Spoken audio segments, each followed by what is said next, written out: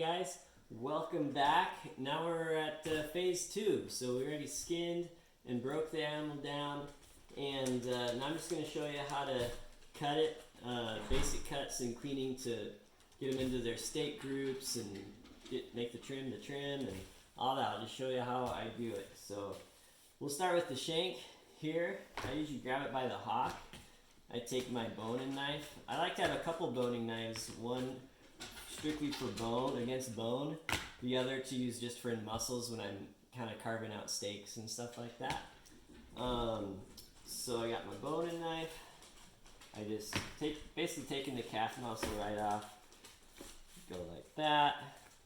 Depending on how dirty or hard the skin is, you can peel that off. This is so soft, at least at the shop, that would grind. You know, I'll take some of this excess fat and connective tissue off, but that would grind. And actually the purpose we're using this steer for today is for our dogs. We feed a raw diet, so we're getting them food for that.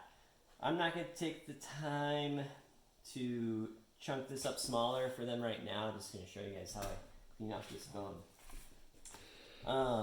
So there's two sides. One you can see the bone on, the other you can't. Make it so you can see that bone, and then you just come down against the bone that way, this side, and then the underside. And then that's most of the meat right there. There's still a little cleanup to do, and then you just take that off the rest of the way.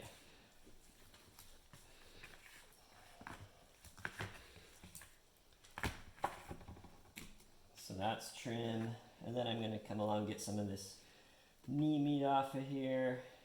Basically, a good rule of thumb is if you can pinch it, take it off.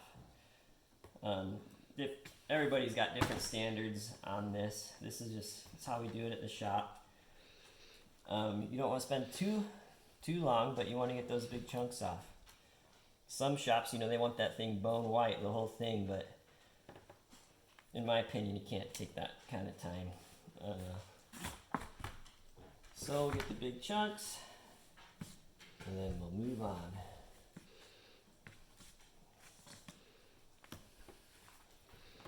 So that's pretty well done, in my opinion, on this one.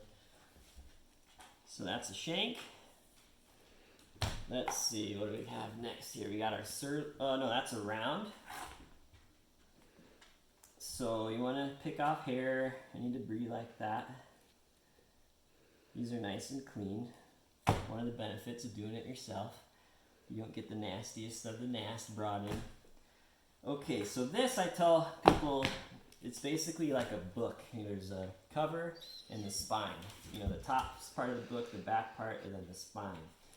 And so what I'll do here is just start separating the muscles. That's trim right there.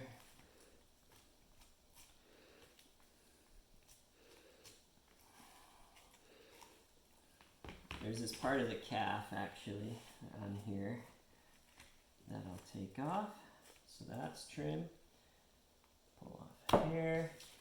I always look over my meat before I throw it in the lug, or in this case, the glass Pyrex. Okay, so now we're starting to find our distinction. This is our top round, the eye of round, and the bottom round.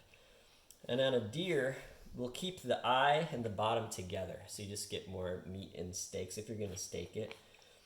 And then you just make that cut to separate the top. You can turn this into steaks or make it a roast. And I'll just show you how I do it. If you flip it over, there's a flap of meat. I just call it the flap. I don't know what to call it. It's this right here.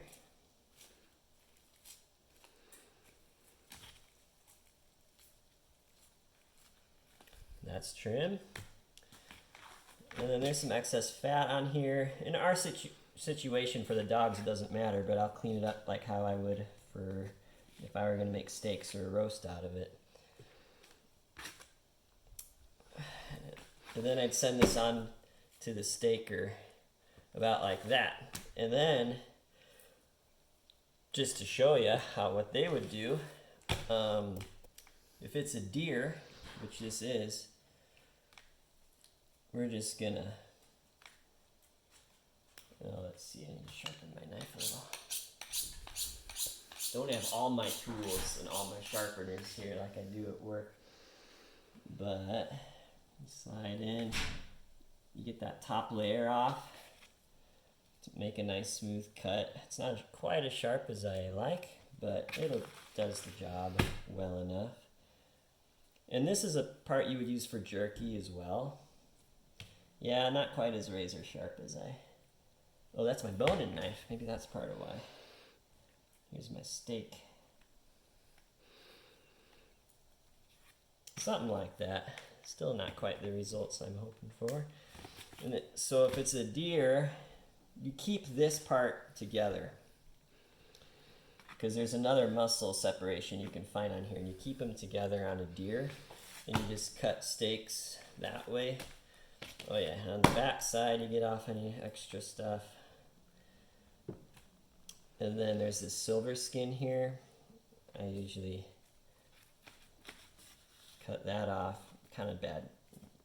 Not the cleanest of cuts, but I gotta let that go right now. It's okay. And yeah, clean this off. Okay, you just kind of make it nice. And then what you do is you take your steak cutting knife, you square off the end, and then you just come along and make steaks. Now, if this was an elk, I'd take my other knife and separate this, take that off. It's big enough you can make steaks out of that and steaks out of this. But on a deer, it's small enough you just keep them together. So I got my squared off end, and you just decide if you want like inch steaks, inch wide steaks. This is very rubbery meat. Normally they're sat a while. This is fresh. I just harvested this deer, just skinned it. I've never done that before, and everything, the muscle texture is very strange, kind of rubbery. It's probably what's the term when they're getting stiffened up, rigor mortis. That's probably what's happening, because it's like, I have a very sharp knife, but it's like almost hard to cut through this. It's interesting. Anyways, for us it's dog food right now. But anyways, that's how you'd steak that out. Or you could roast it, whatever you want to do. I'm just gonna throw it in my pseudo lug. Okay, here's the top round. Nope, I just did the top round. This is the bottom round and the eye. There's silver skin here. Cut that off. Man, I'm really, now I know why you kind of let it sit. Because this thing is like cutting rubber. And then you take this fat layer off. Really working for it. Normally I'd toss the deer fat, or you can save it for making candles or whatever. But in this case, I'm putting it with the trim because I think the dogs can eat that and they just love it.